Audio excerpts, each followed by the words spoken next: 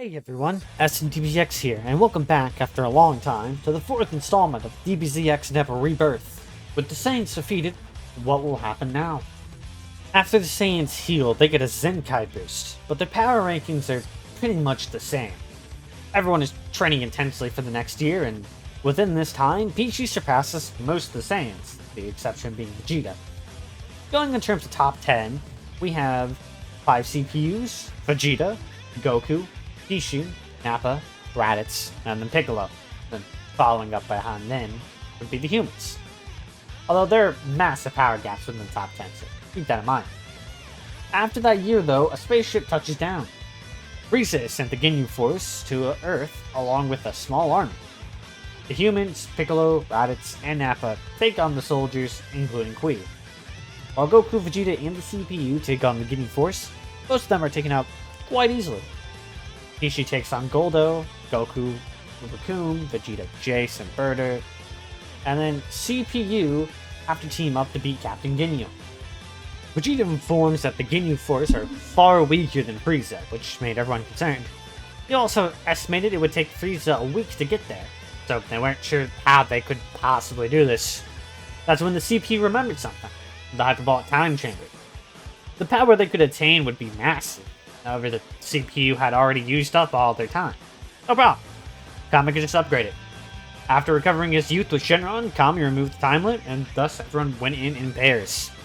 First was Noir and Plutia, then Block and Vert, Neptune and Pichu, Vegeta and Nappa, Goku and Raditz, Piccolo and Tien, and finally, Krillin and Yamcha.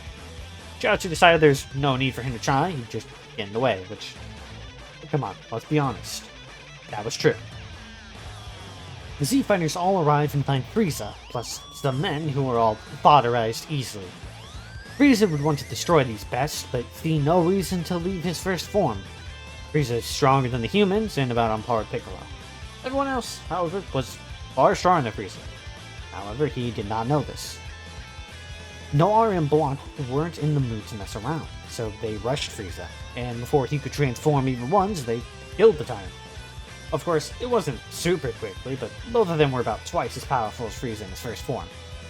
Saiyans were generally pissed off. They wanted to fight Frieza, but they didn't care. Vegeta did warn them, however, this wasn't the end. They still had King Cold and Cooler out there, his father and brother, who were much more powerful than Frieza. However, Vegeta was confident in his strength, unlike the CPUs who all had to team up because they were scared. No, Vegeta was a Saiyan warrior, and him and his Saiyan warriors even had it, which for him, that's like God descending upon him. Vegeta giving him a compliment, being a Saiyan warrior, crazy. They wanted to go on the offensive. Everyone here was a pansy ass, so he took the 3 Saiyans and left. No one really cared though, since they didn't like the Saiyans. Although they were worried if these people truly were leagues above Frieza, they'd be in trouble. They asked Kami, but he has nothing else to teach them. And with the Dragon Balls in stone, there was no one to ask.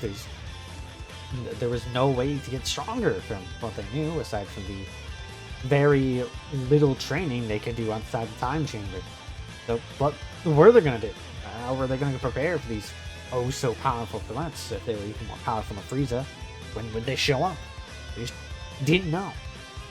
And that's where we'll end part 1, because I'm gonna be honest, I can't get part 2 done in time. Like, even if I started right now, like, while I was reading this segment. So, part 2 will be released likely tomorrow, and then I'm gonna combine them together and upload them and put that into the playlist. So, thank you for watching.